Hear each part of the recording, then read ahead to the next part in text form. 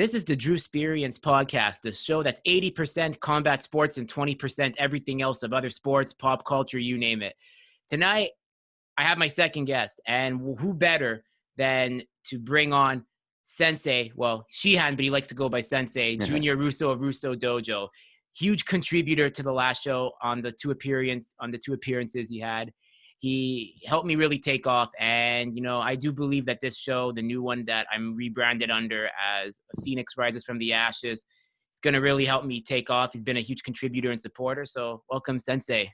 Hey, good to have good to see you again, man. Been a long time. I was a little bummed out when I hadn't heard you on the radio anymore, and then when I found out you came up with something new, I was stoked. I was happy for you.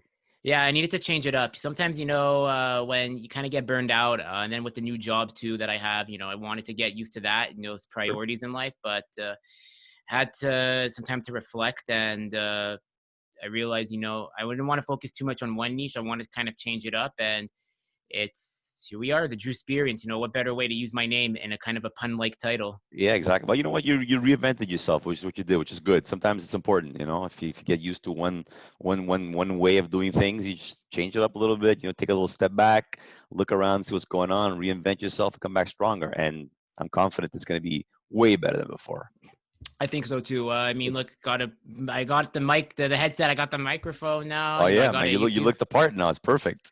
I got like a little Joe. I got the Joe Rogan syndrome now, where it's like I really want to think I'm like him. But yeah, no, like I really looked at a few podcasts, like such as his Valuetainment with Pat Bet David, Hotboxing with Mike Tyson. So those are like my mentors in a sense. Those are my teachers to really see how can I make this to the next level, like beyond the fight. Because beyond the fight, I was focusing too much on one thing, and eventually I got burned out with it. And like every week, like I was having like not to say anything bad about like the guests I had, but when you're doing one martial art and it's the same guest over and over, it's kind of like it gets repetitive. Yeah, it feels like a job after. But I love my guests. I'm thankful for all the time they took, because I figured out how to become a better conversationalist. But sometimes you just gotta make a change. It goes to practice, man. You do it, you get better, and then snowball effect, slowly. Compare your first podcast to now, the quality is elevated for sure. And I see it and I hear it. Doing what I can, Sensei. That's the thing. So good stuff. How's it been for you with the COVID lockdown? Because you've been pretty active, you've been pretty creative, and you know what, Andrew, I got to tell you, COVID hit us all by surprise. Myself, along with all the gyms, all the dojos, everyone's taking a beating right now. Okay, but I think when you have a passion for something, when you enjoy what you do, you can't just see COVID as, okay, I got a break, let's just take it easy. No, you gotta spin on the dime and reinvent yourself and try to pivot in ways. You gotta get creative and keep your members active. My wife and I, our main objective is, obviously monetary. You're in a situation now where you're paying rent, but you've got nothing coming in. You got to find a way to get your members active and keep them, sane. First and foremost, for me, the most important thing was to stay connected to my members, to my karate members, to my kickfit members and my privates. I'm working more now than I was before, to be honest with you. In the sense that I'm doing Zoom classes, I'm doing private weight training classes on Zoom, I'm doing a lot of one-on-one sessions, and my kickfit team is still active. Every single one of them. My Kyokushin members are all active. My junior Kyokushin kids are still active. We get online, we get on Zoom, and we are still doing what we got to do. The only difference is it's not at the dojo because the government says we can't do it. Problem with this is that some people took it as a vacation, or they threw the gloves up in the air and they said, that's it, we're done. No, you're not done. Find a way, man. You get creative. If somebody wants to train, I don't care where you are, what you have in front of you, you'll work out. You understand? You'll train. It's your job as a teacher, as a sensei, as an instructor, to find a way to get them in there and keep them active. Once they get active on Zoom, then there's no problems. I really noticed that, like, because you're under the Kyokushin Kan banner with Callahan in the U.S. And that's right. I want to give a shout out to Shihan Callahan, because he's done really a good job. You know what? I'm gonna just go off the cusp here. I've spoken with Callahan before on my show, and we even formed a bit of a friendship after. We don't talk, but whenever I talk to him, super friendly guy. He's done such a good job, like you, Bob, Bob Moji. Buchanan, yeah. They've like, because you've realized, okay, we're not going to stick to tradition. We're going to use technology. Good on you guys, man. Honestly, That's right. because I the got to other, say, honestly, I got to say, my brothers in the U.S. and Sensei Bob Buchanan and Shian Tom and all the team that we have in Kyokushinkan. Honestly, I'm super proud to be part of this organization. Not just because it's a I might be biased when I say this, but I find it's a great organization. But just the fact that we were having Zoom classes, and with the instructors, we were having Zoom classes with our heads in Vancouver, and we stayed active. We stayed yeah, active, regardless of what's going on. COVID does not mean it's over. COVID just means exactly. it's a temporary break, but we keep on moving. And I'm happy that I'm associated with these guys because they have the same thinking as I do, and we all think that the same thing. We think outside the box. We're in a situation now where what do we do? Do we give up? No. And none of these guys, if you look at Sensei Bob, what he's doing on Instagram, he's fully active with his members and training with them. You Guy's a understand? unit. He's a Tom unit. Callahan, same thing. Yeah. You know, I just want to say Bob's a unit, man. Guy's like 6'7". he's a Like beast. he's a He's a beast. He's an ox. he's like, that's one guy I would not want to fight. Like that's like Yeah, one guy I he's would he's not. solid, solid, Yeah. and I like the fact that he gets in the fire. Remember last time we were talking, he's in the line of fire. He trains with his guys. Yeah. He's not one who just stands in front and just yells out orders. He'll sweat with them, like I like I enjoy doing. And Yeah. and we shoot emails back and forth once in a while, Instagram posts. Like the fact that we get our hands dirty with our students. I mean, Yeah.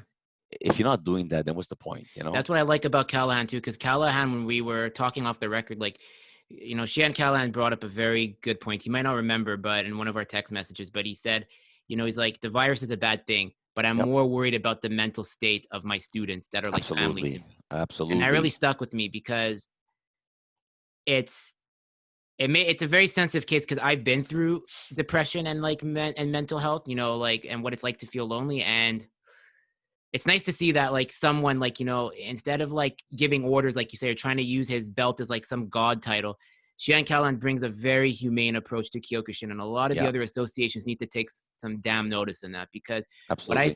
what I saw during the pandemic really pissed me the fuck off. I'm not gonna lie, because they were preaching, you preach for unity. You're an eighth Dan, and you preach for unity, but yet where were you when the other dojo owners in other countries needed monetary help, when they needed some form of aid or stipend? Where were you? That's what angers me, and that's why like I really give hats off to Khan for really doing whatever they can. Yeah, it's not easy, but they're getting in there and they don't have to boast about it. That's what really makes me happy about supporting your organization that you have. Like, and I get messages from Bob every time. He's like, hey man, he's like let me know if you ever want to talk about like combat sports or whatnot. Like the guy is like, it's so humane. It's like I feel like this pandemic really brought the CAN members together, and the other organizations should take some notice of it.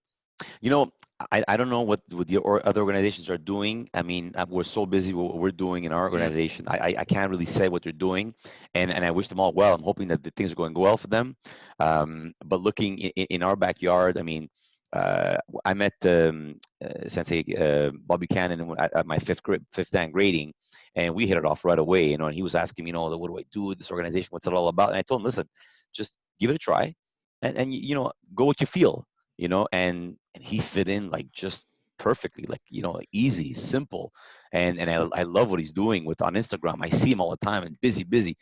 Chantal Callahan, same thing. And he's all over the place, like it's like you said, this pandemic it's hurting a lot of people, but you got to get creative, and you got to stay engaged. You got to keep doing it, for the mental more than the physical, because this is hurting people a lot more mental, I think, than physical. Because the mental is what drives everything else. If you're mentally in the right place, your body will follow. You understand? Yeah, So, exactly. Everyone's like trading, like sometimes like some of your other members, like the Ranchos or like Anna. Shout out to Anna Shevchenko. Did I say her hmm name right? yeah, you did, I yeah. Okay, good, And and, because I know and the Ronco boys, yeah, You have a few Russian clientele, and like yeah. I got a there big, there's yeah.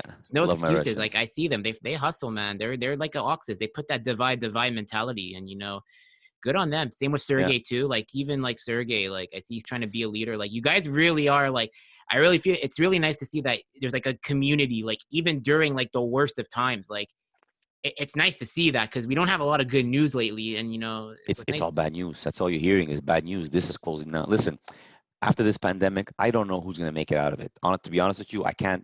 I'm not seeing a lot of places, be it dojos, gyms, restaurants. I don't see how they can survive this. How they're going to make it out. I mean, we're making it because, like I told you, I stay engaged with my members and I try to talk to them. And sometimes we don't even do trainings. We just get on Zoom. I got my screens full and we're just talking. That's all we're doing. We're just, how's it going, and try to motivate them. As a sensei, and like Sensei, Bob does and Shantom, you need to be there for your members, not just physically. Okay, punch, kick. No, you got to get in their minds. You got to get in their minds. You got to find a way to motivate them. Sometimes it's just a chat. That's all they need. You Yeah, know, I agree. Like and Sensei, it's like working out. say, Shian Callahan was like, when I tagged him in the new post of new podcast, personally messaged me and said, "I'm so happy you're continuing this. Good luck. Absolutely. You like." He's like, "I knew you were good at this." He knows how to recognize talent because he's worked in the Yeah. music industry too. The guy's got stories for days. Like him and Oh I my were God. going Yeah. off. Oh my, like because he knows a lot about history, like world history, being a musician. Hmm. Traveling. So we were talking about like Middle East history because my dad's of Iranian descent. So we were talking about like the Iranian Muslim Revolution of '79 and before Hmm. that. Guy's an encyclopedia, man. Like, It's you know what it's a blast sitting down with Shantom and just chatting about anything. It doesn't, and I gotta say he's one of the coolest guys you'll ever meet. He's funny, he's sarcastic, he knows how to take a joke, and he knows how to shoot one back. yeah, He's a great guy. I gotta I, say, just all the Kyushinkan team, all the guys, all the heads, even the small, everybody. It's just one big family, and I'm having so much fun with them. it's crazy to see. Yeah, like I really see it. Like you have like your Zoom conferences, like with like the CAN members from other countries or Yeah, we elsewhere. had Shian. Um, um, I keep forgetting the name all the time.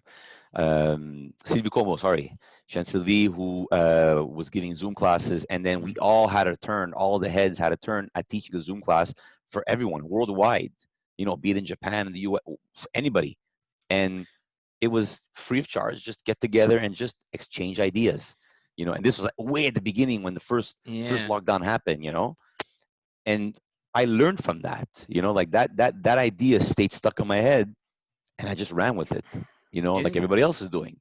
Isn't it kind of crazy, like how, because like this hit us by surprise, as you said at the beginning, and I remember when they announced there was we're in a pandemic, because you think of it this way, they did it like they announced it at noon on a Tuesday, and when you're Yeah. and at noon we're at work, we don't really care. Oh, ha ha ha, it's a pandemic. Okay, it's not that bad. Then the next thing you know, you come home at 6, they really ramp up the news like to scare you, and then the next day at my old job, I was like, I come into the grocery store I work at, and I'm like, and like everyone's like, just we are security, we're getting ready to like put out toilet paper. It Oh was like yeah. I've never like if anyone ever wants to see humanity at its lowest point, just go to a grocery store or pharmacy during in the midst of a Because crisis. you were still working at that grocery store during the first lockdown, right? Yeah, yeah, I kept Okay, my so you job, got to see man. what it's all about. It wasn't easy. I mean, my manager, like, hey, so like this is the situation. So like my manager, because like we have like the department managers and we have like the director and the owner. Because it was like I was under a franchise, so franchisee. So one day, the head office for the franchise I worked at came by to like just do some inspections, make sure Yeah. everything's good. My department manager starts sneezing and coughing, not feeling well. Oh. So already she's like, I don't have COVID, but she's like, but they decided to send her on leave. So already we're short staffed. And my manager doesn't know, and like my manager knows the cheeses. I don't know the cheeses. I was only trained in like the deli meats and maybe some like the hummuses and whatnot because we sell them. So Hmm. we hire like a new like we get like another department manager, and the manager's like, listen, he's like, I don't know anything about this department. Maybe you'll let some teachers. He's like, I need you to be my like my department manager. So I was like Yeah. named. It was kind of like the commander's dead and out of action, so you're named the new commander, like in war. And Basically, yeah. like The next in line. it was wild, man. But it was fun. Like it was really rewarding. Like I had to learn what it's like to lead. Not take bullshit from your colleagues. Not give into insubordination, and got it. Like it's like the customers too. Like were the most important. Like because they're concerned. Like Yeah, no, it's for really sure. sad, especially like the area I live in. Like there's some people that it's like a well-to-do area, and when you have people that like drive like that had like six-figure salaries, they come in and say, I've lost it all. Like, and it's Wow. just like Yeah, no, I know. COVID's been it's been rough on a lot of people. A lot of people. I've had members who've been diagnosed with COVID, have had COVID, and some of my top fighters, watching them drop like flies because the COVID actually drained them. People were thinking this is not real. Now I can tell you firsthand, it's real. I mean, you've got all kinds of people out there who are thinking, conspiracy theory. It's not real. It's fake. Look, I don't know what's going on exactly, but I just know, hearing from my members who've had COVID and who are saying that it just destroyed them. Yeah. Like I got one of my guys, Alejandro, who's top shape. He's like one Barboza, brutal right? fighter. Sorry. The Barboza, right? Alejandro. Exactly. Top shape, young guy, solid, strong, telling me that he'd get up for a glass of water and have to sit down. How exhausted he was. So, I mean, this is real. Like it's the real deal. And he got this back in March, and he was telling me that not too long ago that he still feels a little bit of the remnants of COVID. So yeah, you got to be careful. It's not like the regular flu. It's not like a cold. It's COVID. No, it's like, listen, it's like, as mentioned, like I'm all for, like, some of the rules and whatnot, limiting. Yeah, But yeah, like you can't play around. Like, I mean, recently, like my mom was in the hospital, and I'm just gonna say, like, and it's like I don't want to say what's going on really, because it's like that'll be for another time. But yeah. stuff she told me is like it still haunts me. Like she couldn't see a doctor for like 2 days. Like the hospitals are like, no one knows what they're doing. They're slammed. Like they're now canceling surgeries, and it's like now Rosemont, like in the Rosemont hospital is like, yeah, we're putting you on a wait list, and it's I know. I'm at a I know. loss. I'm at a loss. I mean, like you could tell in my voice, like the amount of, like I had to, like I couldn't even see my own mom when she was in the hospital, like for That's what makes it getting, rough. That's rough. and she was texting me and she was telling me like what's going on, and I'm like why I can't. And I'm like, I want to come, but it's like I can't go, because then if I go, they're gonna make me. It's like going into like a top secret, like it's like going into Area 51 if it No, I existed, know. basically. Yeah. I know it's not an easy situation for anybody. I mean, it's not easy for us, who have loved ones who are in a situation, and it's not easy for them. I mean, could you picture going through this by yourself? Like No family, no friends, no. I like. mean, who do you cling on to in a situation like that? Family. You cling on to a son, a mom, a dad. That's who you want by your side, and then they tell you no, you can't have them. It's I can't rough. even see my 92-year-old grandmother. Like she's alone. Like look, I'm Jewish because my mom said, but my dad said it's Christian, and I can't even see my grandmother for the holidays because she's like, I can't put her at risk. I can't. Exactly. Because I haven't seen. I've seen my parents. I think since this happened, I want to say maybe twice, three times. Because my wife, Stefania, works in healthcare. Yeah. She's in the front line. She works for the CLHAC, the long-term care Oh homes. my God, it's such a So disaster. yeah. So I mean, she gets tested weekly. Every week she's got to get tested because she's in the middle of it. Every time she comes home, does she have it or not? We don't know. So I can't put my parents at risk. I can't put her mom at risk. So we limit the distance. We try not to go over. They don't understand. My parents don't understand. My dad's 82 and he's like, I don't care, just come over. But I got to think of these things. I can't. Yeah, sure, it's fun, just come over, but what if we're asymptomatic and you get it at 82 years old? I don't know. I'm not taking that risk. Exactly, that's exactly it. And So that's why, like, I want the gyms to be open. Don't get me wrong. We all want the gyms to be open, but I don't agree with them being closed for the mental side of things. But it's like, maybe they could like kind of have a way of limiting, like, only like you know what, 30. Andrew? What I don't understand is we took all the necessary precautions. Okay, my wife went like above and beyond what she needed to do. We bought sanitizers. We've got a cleaning crew that comes in every week and disinfects from A to Z the entire dojo. Even now that it's empty, it's still being cleaned. Okay, and kids walk in, they wash their hands. We had such a strict protocol for the classes. Like the kids were coming in, let's say 10 at a time. They can come 10 at a time. We made sure they didn't interact with the adults, so there's no crossing with the adults. Everything was so like precise. you know no cases. If someone had the sniffles, we make sure, no, you're not coming into the gym, you're not working out. So everything was like military. Like there was no way possible that anybody ever could have got infected, and nobody got infected. People that got infected way at the beginning, like in March, when we didn't even know about it. But after this, my God, if you would have seen the kind of structure that my wife put into place to make sure that everything was like poof, and it was perfect, and they shut us down. So I don't know of any gyms who've had, you know, infections of COVID. I don't know of any gym. I know restaurants, maybe. I know other places, Like small malls. These boutiques. exactly where you're like, but I mean, I've got a 6,000 foot square gym, so I've got lots of room. I don't need to be one or two people. I can have 15 people there, nicely spread out. But listen, we got to go to what the government says. Government says we got to close the gyms. So be it. We close the gyms. So all I'm doing now is one-on-one privates. I can't even do semi-privates because unless it's the same bubble.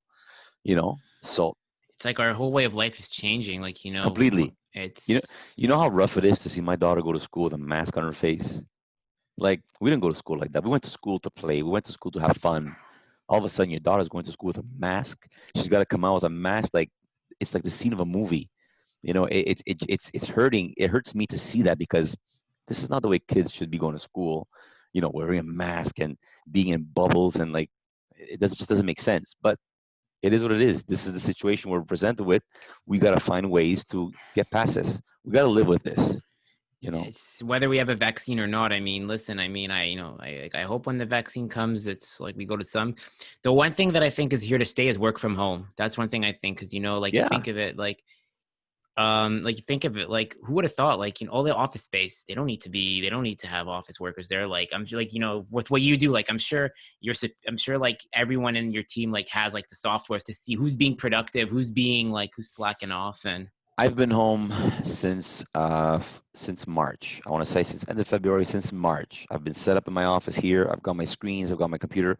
I'm more productive here than I was when I was going to work because I've got no traffic. I've got no, if I got the sniffles, so what? Sometimes when you're a little sick, you won't go to work. But I'm more productive for a lot of reasons. Just the mental aspect, just the idea that I get to have breakfast with my daughter, I get to bring her to school.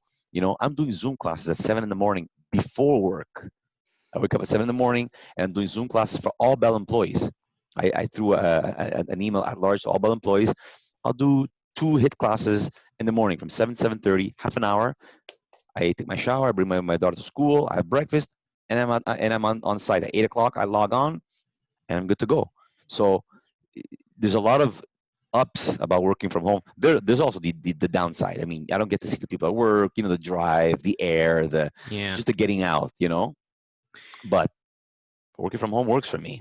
it works for me too. That's why, like, when it comes to if it comes to like making us apply for it, I'm gonna take advantage of it. I mean, I Sure, why love wouldn't it. you? Why wouldn't you? Yep. They're You like, for know? example, I was talking with one customer, and he said something very interesting, because he has a nephew that works for Bell in Ontario and the Okay. mobility side. And Bell said, we're permanently getting rid of office space, work from home now. We are not having you come back to the office anymore. And I was like, wow, if Bell's doing that, then all the other big companies are going to like catch wind and they're going to follow suit.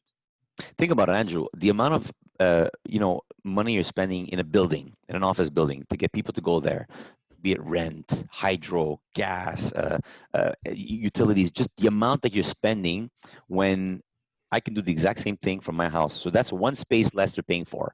Now, Bell's got about 30,000 employees. Okay. So if you calculate that, the job's getting done. I mean, okay, I understand the people that go to people's homes, for the phones and stuff like that. The manual needs to be done. I get that. But the rest of it, if it can be done from home, same for TELUS, for you guys. If it can be done from home, why not do it from home? What's the plus side of going into the office? Yeah, like I think, like I don't mind if I have to go in for like once a month, like let's say to meet with my Sure. ops management and my team management, just to be like, hey, like this is something that we need to give you guys. Okay, like I'll come in for that. But I mean, if I can do the job from home, I mean, I find I'm way more efficient. Like I'm super efficient on my calls, take my notes, copy paste Exactly. onto my other screen. It's just the idea also that you're at ease at home. You're comfortable. There's no pressure, no nothing. So and look, even the meetings now they set us up with these cameras and everything. All our team meetings are going to be done on Zoom or on the way we're doing it right now. At the end of the day, I see you, you see me. Everything gets done. Yeah. It's not like I can shake your hand. It's not like I can hug you. I still can't do that. So this works.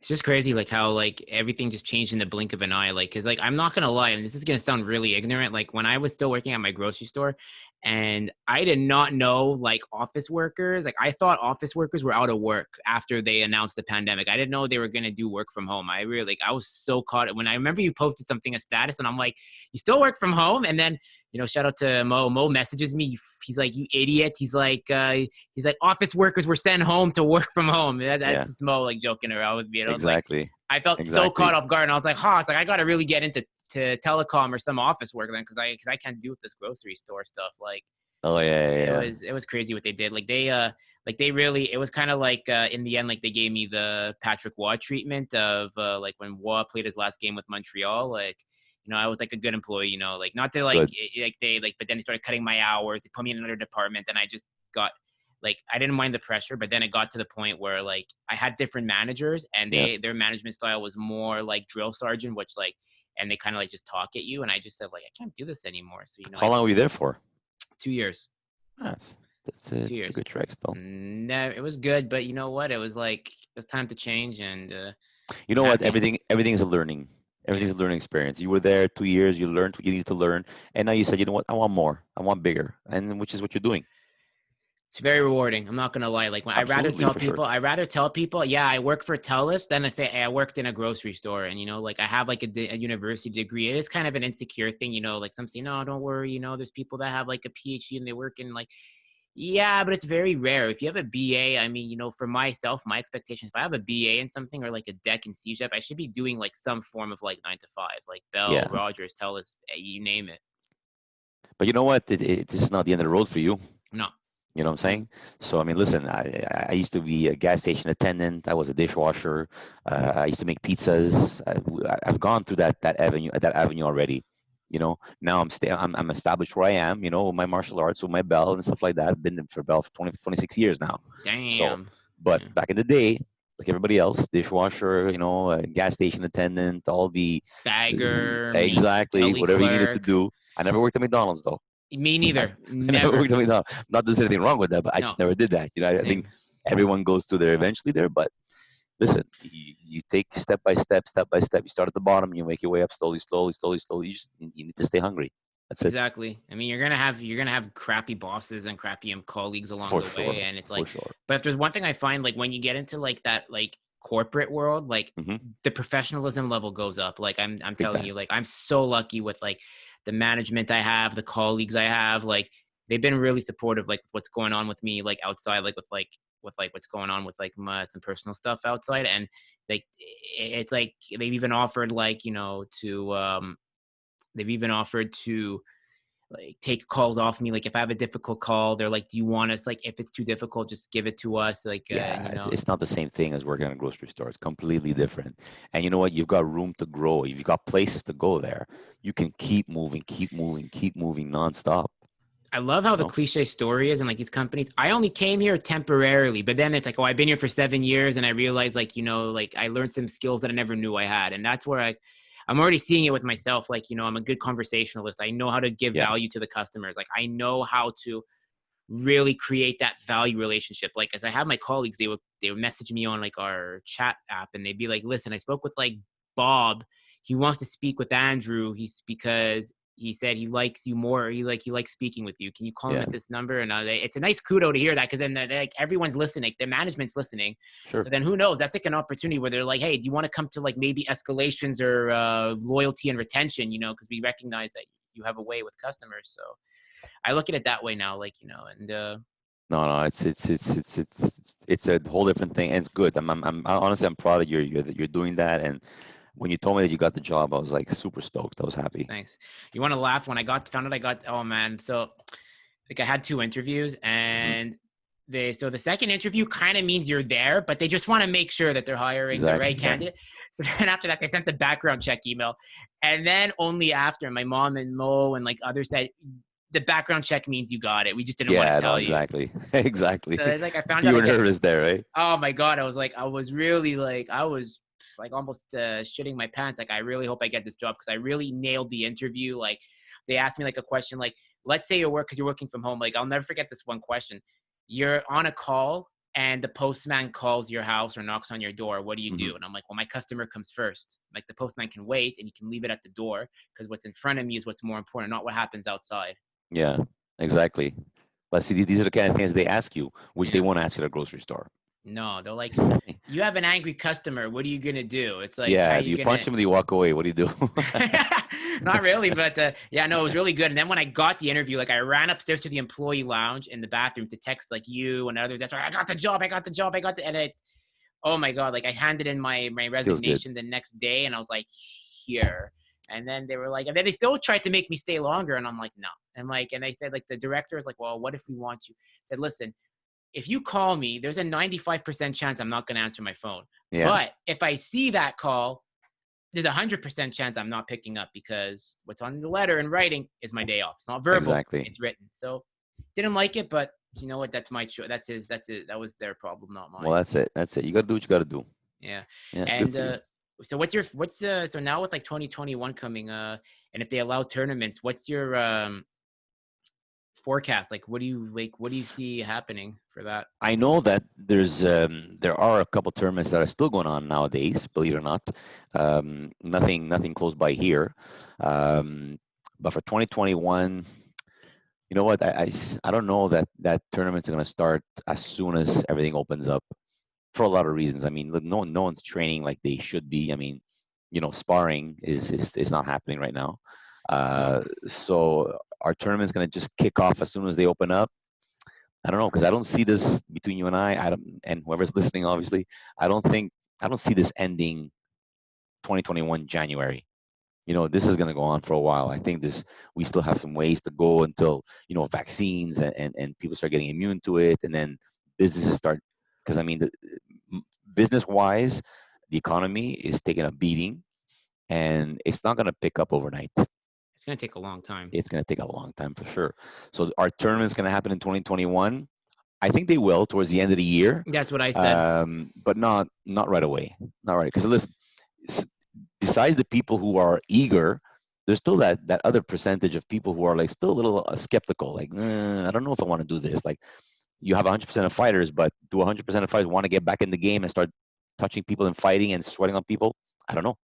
Some people are still a Eh, little bit on the fence. Like, I'm gonna wait a little bit. I know what you So mean. I mean, I can't officially say last time we spoke and I told you like, yeah, I'm not doing fighting anymore. Well, I can announce, that I am coming back. I'm out of retirement. good I for want to you. definitely come back. I have my reasons. I'm going to announce them soon. But yeah, Drew, the Punisher, aka the Bear Jew, whatever fighter name I give myself on a different month-to-month basis. Good. I'm back. I'm out of retirement. I promised Mo that I would come out of retirement only when I got a new job with benefits. And thank God for benefits because the physio and osteo have given me the green light to compete. I'm Good. coming back. I want to compete. I want to win. I want to win a few. I want to have a few more fights in me, semi-contact. I want to do at least one full contact That's to right. say I did it. Whether win or lose, it's not about that. And yeah, I'm coming back. I wanted to make that announcement. So I'm back. Good The stuff. surprise, Good stuff. surprise, the king is back. We're gonna look out for you then. Yeah, We'll no, look out for you. I'm in good hands. Yeah, I'm in good hands, man. Like I Oh yeah, definitely, well, more. Come on, you can't go wrong. I definitely want that rematch with Vince's guy, Matthew. And it's not out of spite. I No, want it. no, no. I know I was winning that fight. And Listen, it's a personal thing. yeah, It's not nothing against him. no, It's your own thing. You want to test yourself and see, man, yeah. can I do this?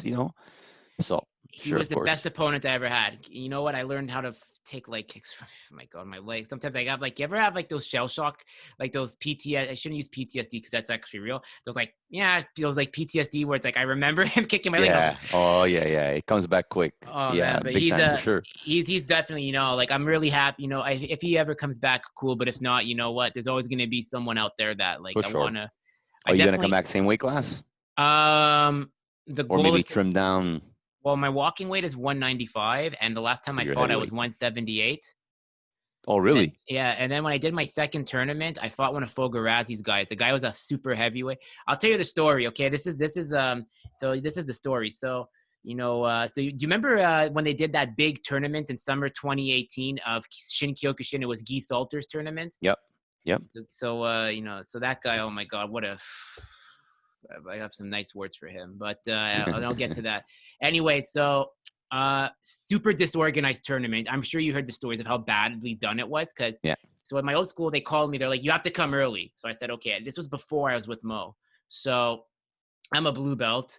and we're already waiting all day. Like it was just super. Like I'm telling you, like if anything, like Shin really needs to get their shit together and learn from Khan, and they need to learn from Marcotte, like Xian Marcotte, because Xian Marcotte, when I went to his tournament, the one where I fought Vince's Yeah, guy, he runs a tight in and operation. out, it's like clockwork. But Yeah. the one with the Shin was such a disaster. Yeah, you're gonna fight soon.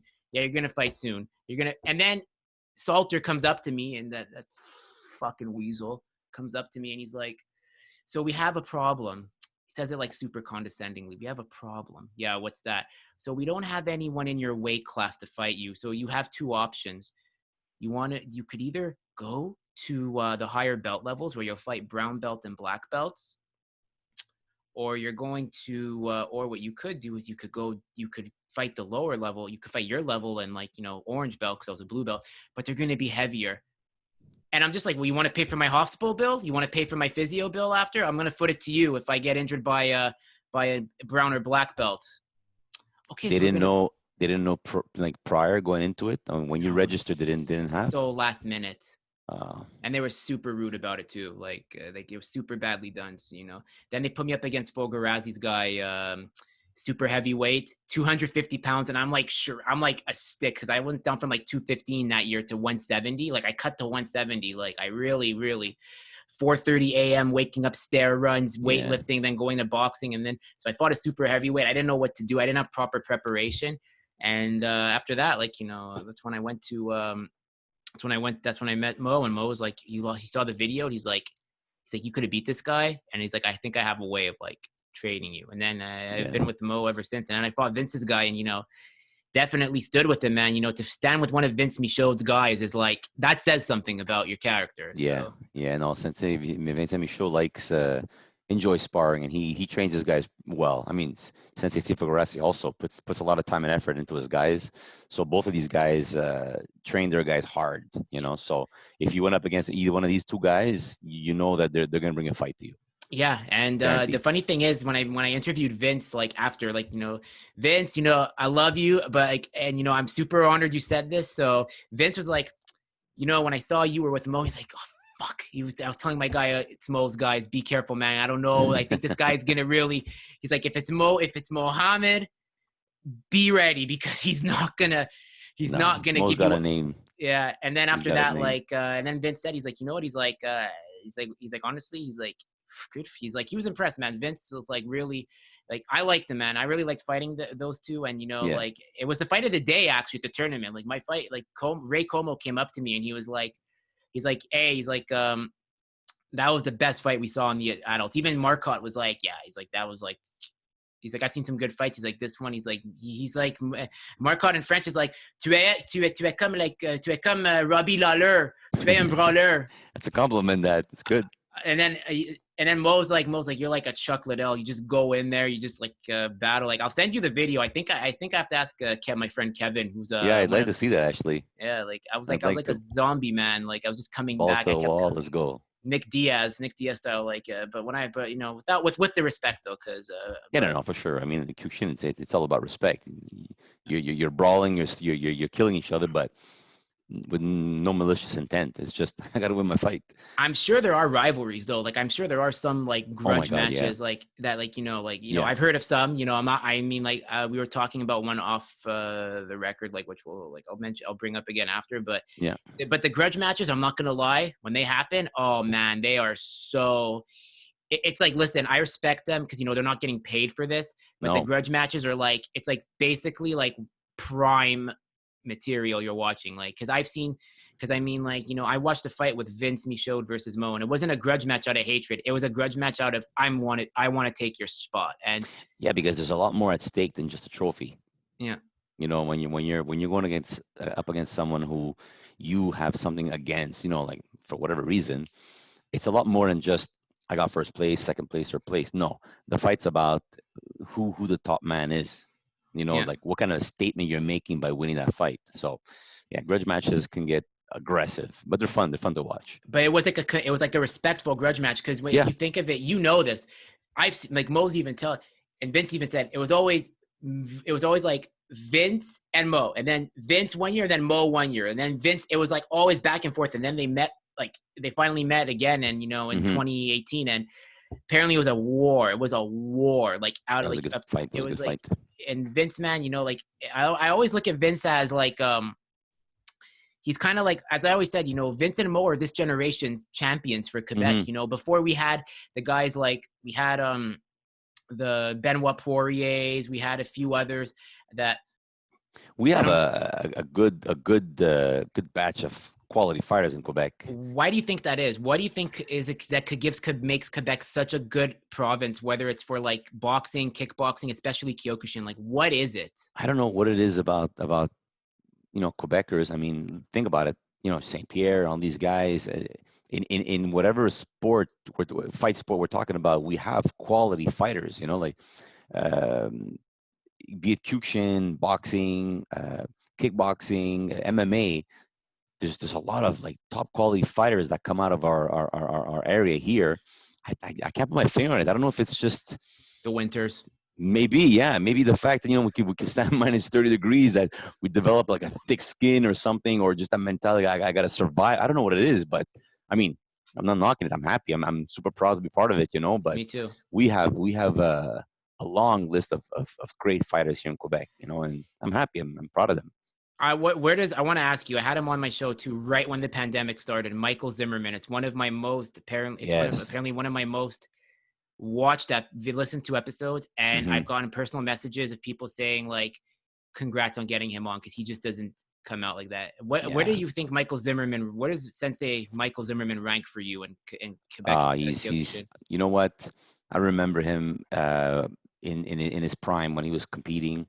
And when you saw that the Mike Zimmerman was on the card, you knew that there was going to be some action. He had that solid hook. His hook punch was devastating. He'd come in with his left, pam, pam, pam. He knew exactly. The thing about Michael Zimmerman is he's not just a brute fighter. He's not just the kind of guy who just hard. He studies you. He's smart, and he makes sure that when he's fighting you, he's gonna like find spots, and he watches you fight before you fight him. So if you're gonna beat him, beat the guys before him. When you're gonna get to him, you have to understand that he's already completely deciphered you completely. He's already how do you call it? He deciphered the bomb basically. He knows Yeah. exactly which strings he's gonna pull, what he's gonna cut. He knows exactly what he's gonna do. What I equate him to, it's kind of like a field commander in war. Like he's like, okay, this is your supply line. This is how I'm going to get rid of that. Oh, this is your artillery line. Okay, I'm going to neutralize it with airstrikes. Yeah. He's kind of like a commander strategizing. You're not playing Rock'em Sock'em. You're playing chess against him.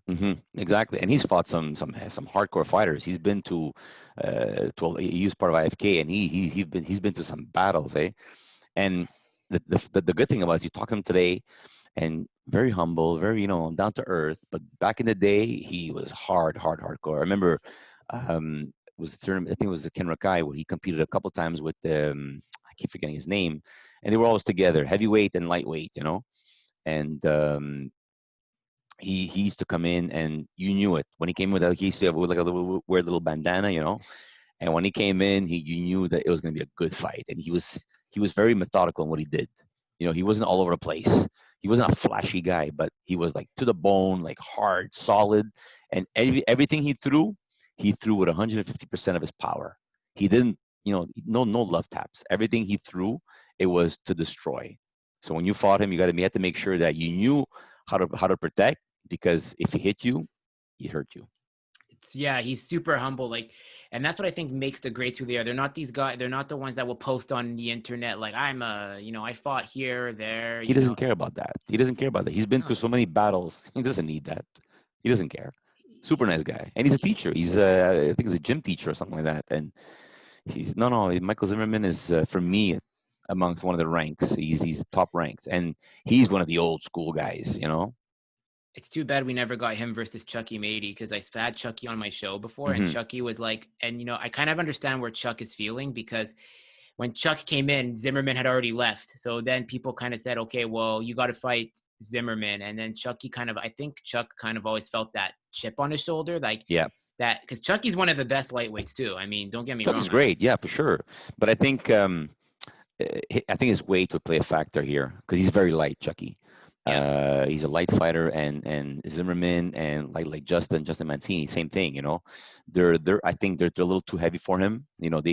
But he's good. He moves well. Chucky's Yeah. very Oh my God. fast, He's super quick. He's fast. a ninja. The guy's a ninja. I've seen him. I saw him fight the Broncos, and what's funny is like his style of karate, like it's not Kyokushin, it's Ishinri. It's Ishinryu, I think. something like that. Yeah, But it's like it falls because there's all these forms of full contact karate. It's still yeah. Kyokushin, but There's tons. they just put it under a different name. There's like Ashikara, like which Mm-hmm. is with the Sabaki. Like I've spoken to Callahan about that, and Yeah, Callahan's like, well, that's an offshoot of Kyokushin, but they kind of have sweeps, which we don't have. That's why that's why it's different. But it's just crazy, like all these full contact styles. Like what's another one that you know of that's like oh my full God, contact? there's so many. There's so many. I think ever since Sosai passed away, it just branched out in so many different kinds.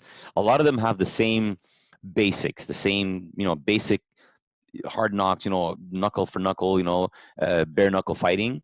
Uh, if I think if the rules are full contact, you either punch to the face or not. At the end of the day, that's the only difference.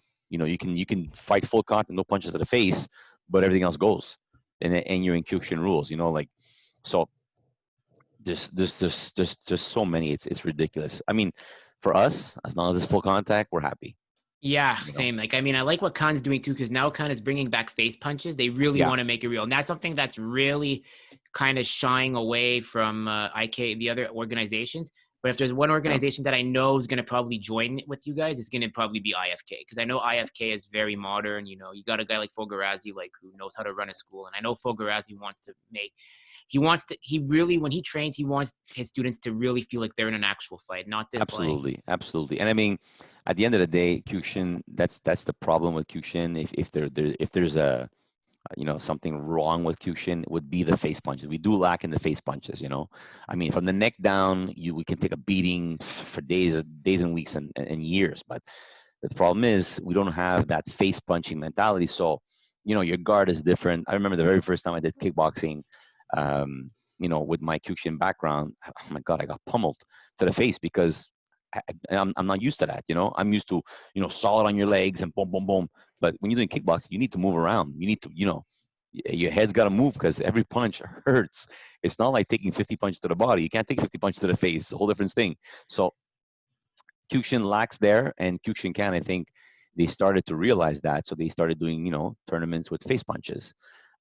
Not as brutal in the sense that, it's not just punch after punch after punch after punch. They try to control it.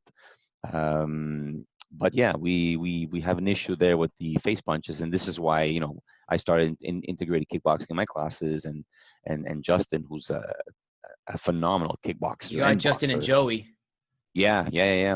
Joey Garain was actually learned in Thailand. Did a lot of teachings and learnings in Thailand, and he was running a program out of my gym until COVID happened, and then he had different things going on in his life also that he needed to handle. So, personal things that you need to do, and he also lives in the South Shore. So from the South Shore to the West Island, it's I mean, Far. Oh my it's a God. long trek. So to teach So far. classes 4 days a week, it was tough, but maybe he'll come back. Who knows? But Yeah. Justin's kickboxing is phenomenal.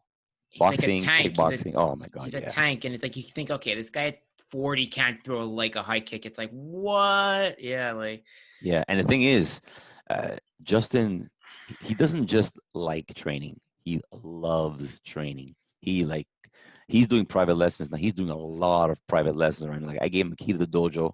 I said, listen, when you want, and he is busy day in. If you look at Instagram, that's all he's doing. All he's doing is training people, training or people, with his training wife's people. dance school with With his that. wife, dance school also, yeah. But this is one guy. If I have to think of anybody who loves training more than Justin, I don't think there's anybody. I don't think so. It's him and Mo. Yeah, yeah, exactly. Listen, you know what? Like I've seen things. There's things I've seen in that gym that like Mo does that it's like it has to do, I think, with him being Muslim. I think there's a factor when you come from like a religion that's so disciplined and you have that Hmm. heart and mind. It makes it easier. Like look at like a guy like Habib. All those Dagestanis coming out of Russia now, they're so good at fighting because that's all they have. They live, Yeah. they train, they live it, they breathe it. And Yeah. having Islam, they have a purpose. And, when you have a purpose, like with faith, I think it makes doing a discipline like martial arts much more enjoyable and much more Absolutely. like, Absolutely.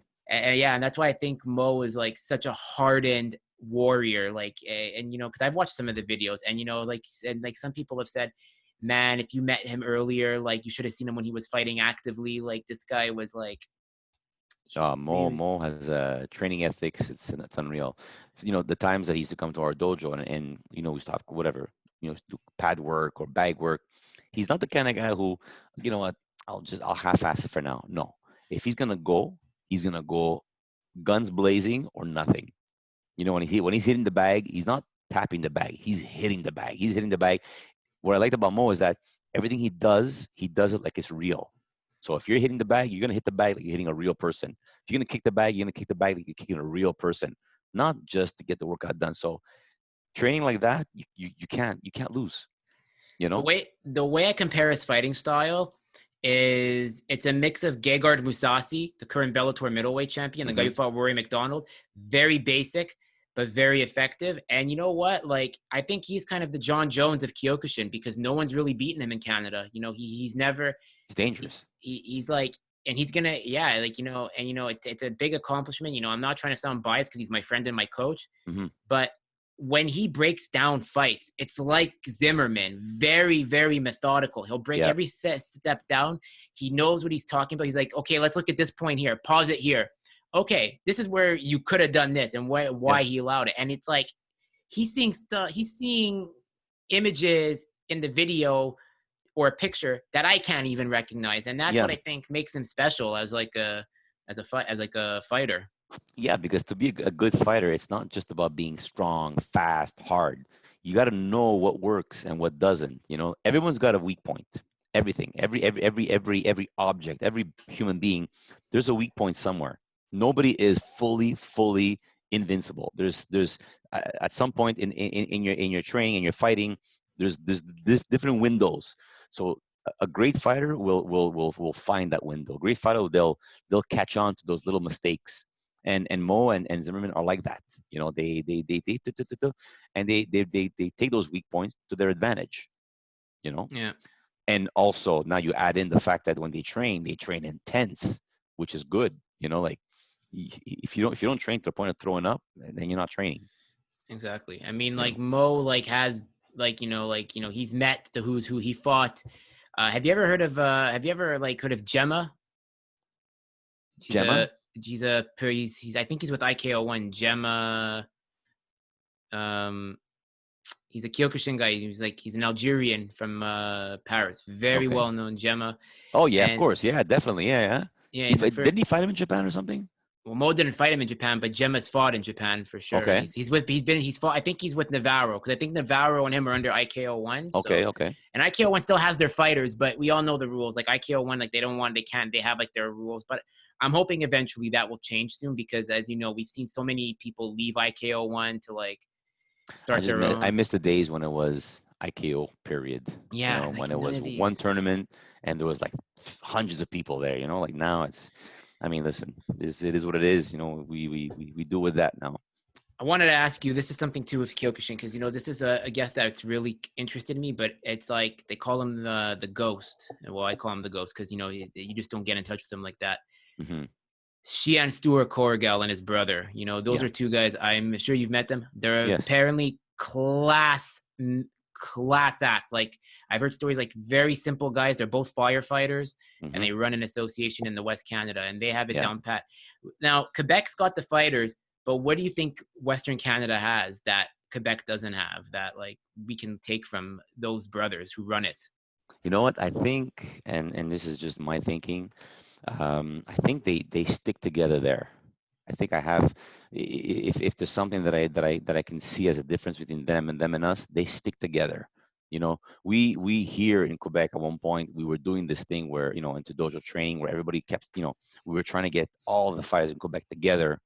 Um, it started off well. It was doing well. I think myself and Ishan Max Ferraiolo were the first to do it, and they were coming to my dojo. We were doing all together. So to try to help Quebec as a team, even though we all had our respectful dojos, but we can compete together, at an international tournament, at a world tournament under Canada. So no matter what, we need to help each other. And I think in the West, they do that a lot, and I don't know what's going on now, because I mean, it's been a while. I haven't spoken or heard of Stuart Corwin in a long time, so I don't know what's going on down there now with COVID. Is it the same thing? I don't know, but I think that's the difference that I would see from them and us. I found we sort of separated a little bit here in Quebec, and now it's I'm doing my own thing, and you're doing your own thing, and everyone seems to be separate, which is sad. It's unfortunate, but I I think just that's think that's the difference. I just think, because you know what it is. I think from what I've heard, I mean, I've heard Corrigal's he's very charismatic, but he's got like a silent charisma. Like when you meet him, he takes the time to know you. He does, and that's what I think makes him like one of the most respected. And the guest that I would love to have on my show, because I've heard nothing but good things about him. But as Mhm. mentioned, it's gonna take a few. It's gonna be. It's not a challenge, but it's something that I welcome, because I know when I get a chance to host him or his brother, that's going to be a very interesting conversation to have. Absolutely, absolutely. It's good because you're gonna get a different take from a different side completely. I want that. I really You know, want that smoke. Not in a fighting wise, but I really want to hear his philosophy, because sure. Western Canada is doing something that we're not. And and one thing I've noticed is, like, yeah, they're more together. They run the camps like clockwork. They run Yeah. their camp.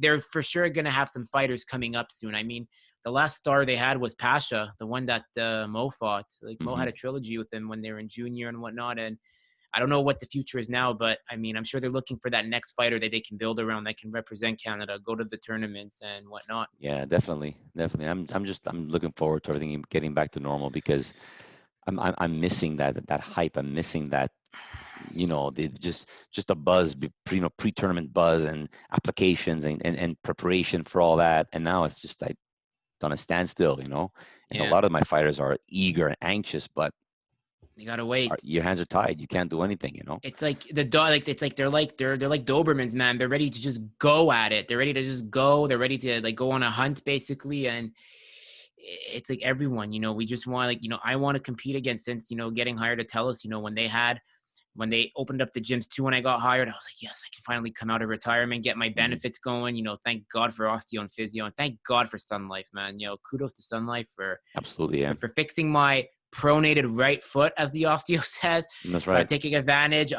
Physio, like, too. They're yeah, like, it's gonna be good, man. 2021, 2022 is definitely gonna be the comeback year, and Yeah, I middleweight. think I think more towards the end of 2021. Yeah, Let the summer go by, and hopefully everything is going to get taken care of with this vaccine and whatnot. But I think towards the end of 2021, we should get back to normalcy and start some pounding form of again. normalcy. Some Yeah.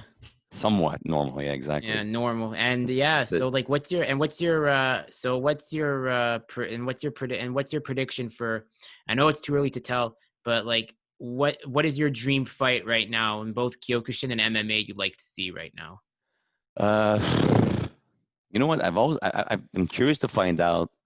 And I mean, this is not something that can happen. Khabib is done, I think, from what I understand. Yeah, Um, I'd love to know if George can stand his own with him. yeah. You know, I've always wondered about that. I mean, they've been there's been talks about that and stuff like that, but is it going to happen? I don't know. In Kyokushin right now, it's hard to say now, because there's been so much standstill now that everything is like at a halt. You know, I think that's something I can answer once everything is back up and running. Is now it's hard to Yeah. say.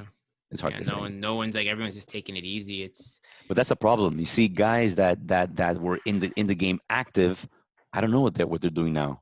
So you can't even see, you can't even tell. This guy's training, that guy's training. Like I don't know. I just know what's going on in my place. Like, yeah, we're working out, we're training.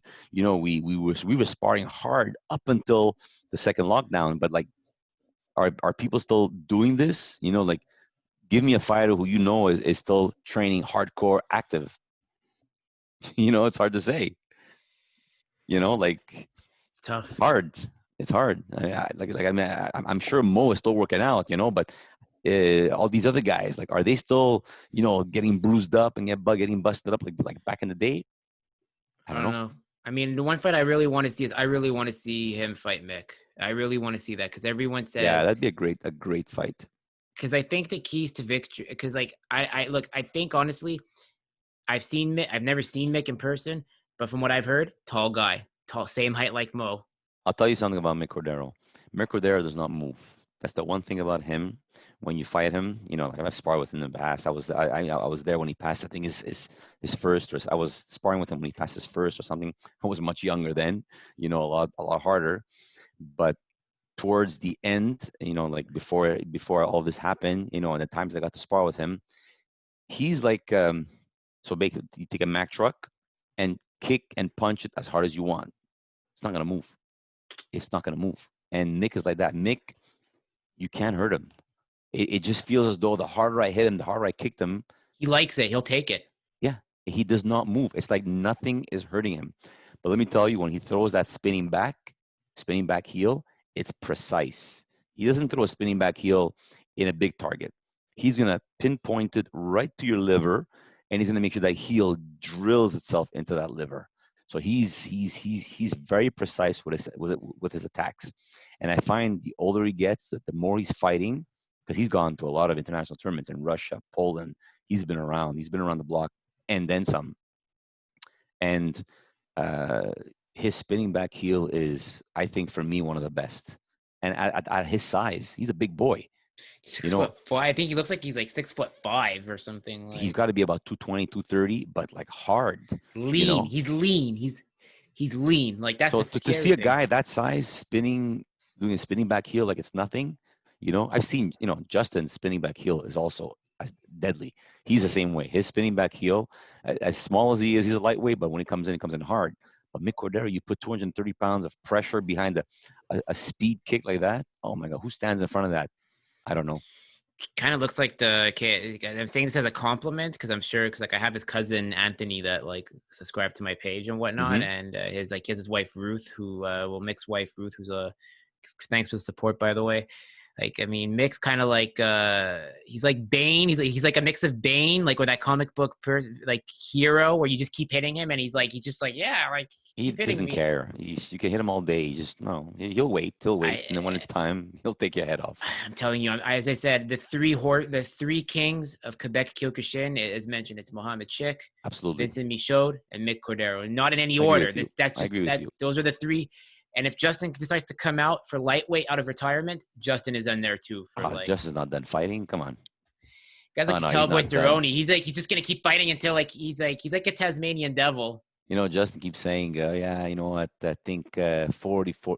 No, he's gonna keep going. He's gonna keep going. He loves it too much. And you It's know what like the thing about Pat. Justin is that give him 3, 4 months. 3, 4 months to prepare for a fight. He's ready. That's all he needs. If I tell him, you know what, you got a fight coming up in 3 months, he'll start tomorrow. He'll be ready. He'll make himself ready. He's fight ready all the time. If I call him tonight, say, listen, you got to fight next week. He's ready. He's always training nonstop. Call him in the mornings, he's running. Call him at night, he's training. If I'm sure if I call him now, he's probably hitting the bag somewhere. That's what he's doing. Most like yeah, whenever I try to call him to get him on because like he wants to come back on with his brother. Like I've been Hmm. trying to get him and Jamie on because like Jamie's complete opposite from Justin, Yeah, and Justin's like, hey, I can't talk right now. I'm hitting the bags or I'm at the dojo, and I'm like, and then I yeah, call him another day. I can't talk right now. I'm running right now, and I'm like, yeah. this Justin.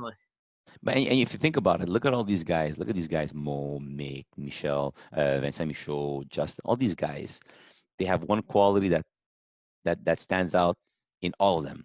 They're all nice guys. People they think, oh, you're a Kyokushin fighter, you're a hard ass. No, not at all. You can sit down with any one of these guys and have a conversation about anything else but karate, and it's fine. Most come to my dojo and is a super nice guy. Like I would have him spar with anybody, no worries of him hurting anybody, full control. Mick Cordero, same thing. They know when they need to unleash and they know when they need to hold back. That for me, it's quality of a good fighter when you can control that power. Yeah, Mick's the guy that I was gonna have on beyond the fight before went on a hiatus because everyone said you gotta have Mick on. Like Mick is like when you talk to Mick, it's very, very like he's soft spoken, but like Completely. he's very like he'll give you the time of day. Like if you, Absolutely. and, but, Absolutely. you know, I don't like, as I said, I don't like chasing. I don't like, as I said, I don't like chasing people, you know, like, Hmm.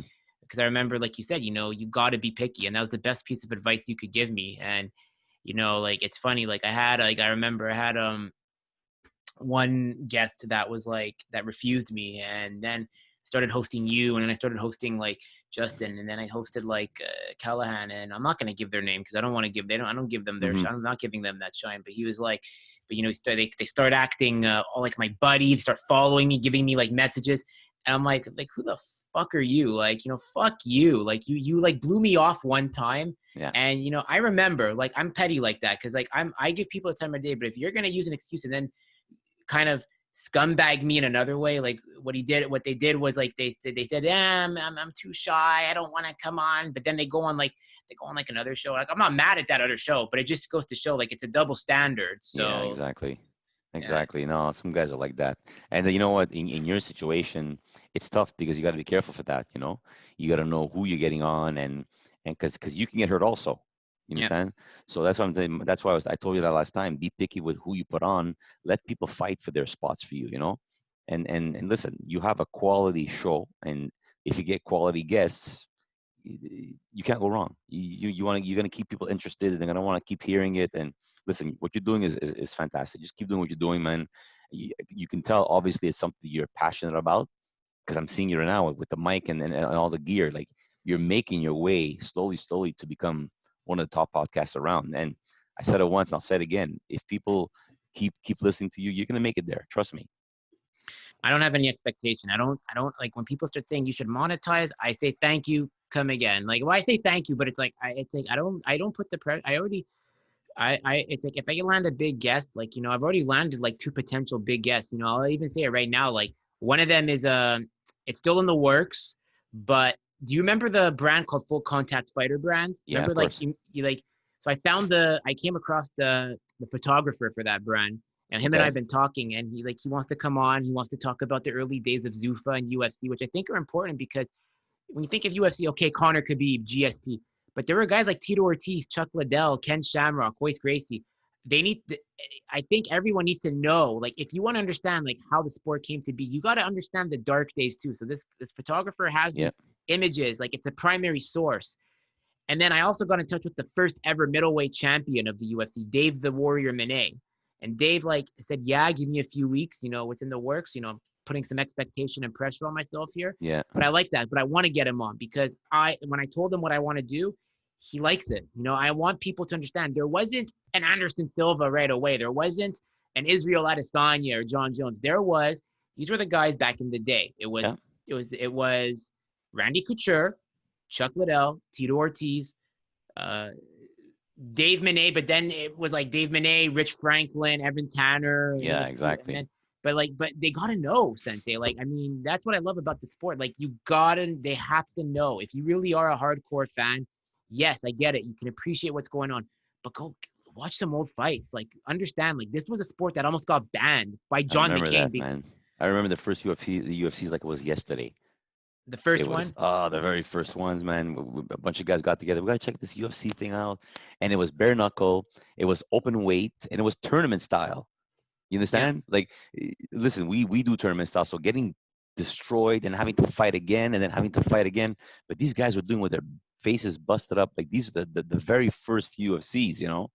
Those were, oh my god, hardcore, The good stuff. first ever UFC fight, for those who want to know, fun fact, it was a Kyokushin practitioner versus a sumo wrestler. The Kyokushin practitioner is what's the term for branch chief? Hancho or Hanchi? Hanshi. Hanchi Gerard Gourdeau in the Yes, Netherlands. I He met him was in Budapest when we were there for a tournament. get out. Yeah, I wanted to get him. That's a guy that I want to get on my show so yeah, badly. I met him in Budapest. He's tall. He's very Yeah, tall. he's a tower. Him and his Yeah, brother. They're that Dutch. That's another country too. It's Quebec and then Holland and Russia, and it's in that. It's Russia, Holland, and Quebec that have the best he did. Kyokushin. He did Savat at the time. He put it under Savat, but his original background is Kyokushin, and he said the reason why he went under Savat was because no one knew what Kyokushin was. So Hmm. he had tapes of Savat because he was interviewed by Sherdog on the 20th anniversary of the first Yeah. UFC, and he said, I had Savat tapes. That's all I could do back in the day before YouTube. He's like, I could say, okay, my name is Gerard Gordeau and I'm a Savat fighter, but he Oh watched yeah, the I remember fight. that fight. Yeah, yeah. I remember that fight like it was yesterday. Yeah, see those things, those are gold.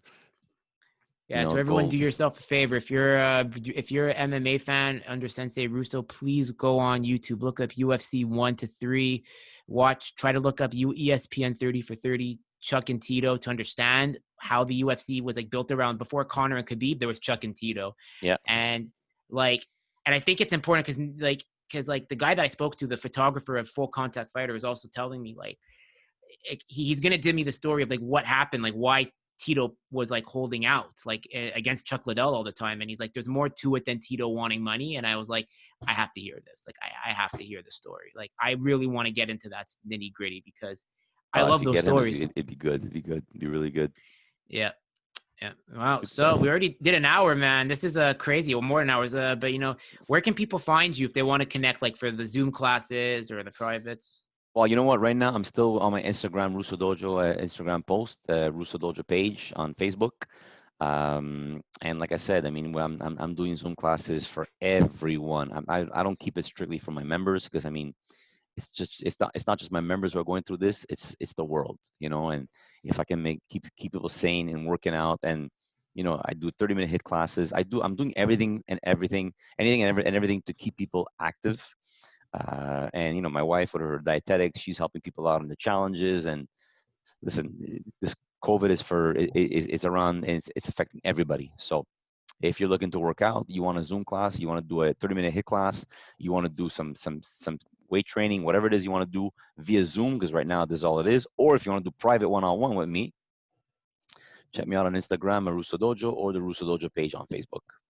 Perfect. Thanks. And once again, Sensei, I really appreciate you being the second guest, because you know how to really get it taken off. And, the show will be audio and video. So it will be up on iTunes, Spotify, Google Podcast, Breaker, and any other audio platform. It's called the Drew Experience on YouTube. The channel is called the Drew Experience Podcast or the Drew Experience Pod. I forget the name of my own channel sometimes. I'm still new to the video. Yeah. So please subscribe. The episode will be up in about a day or two. And yeah, I really appreciate all the support from everyone and former guests who want to come on to build this up. 2 episodes a month. That's the plan, where I have guests. And then I do like one where I give my 2 cents on what's going on in combat sports. And once again, I might have guests that are 20% everything else. That could be like hockey. That could be, I don't know, nutrition. It could be anything in that 20%.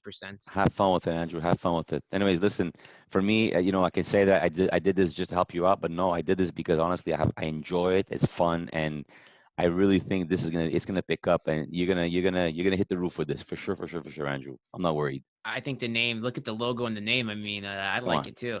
you can't go wrong with that. Come on. I want to bring back that 90s look, with that 1992 Street Fighter and, those early 2000s, everyone's nostalgic for those days. So that's why. You know what you're missing now, Andrew? You're missing some merchandise now. That's what you need. Yeah, eventually. Let me move up a bit and tell us to get a raise or two first, and then once I have the funds and capital, I'm gonna start investing in merch. Get that merch going, and then start publicizing your name and stuff like that, and it'll help you out. All right. Well, All thanks righty. again, Sensei. My pleasure. Have a good one. You too.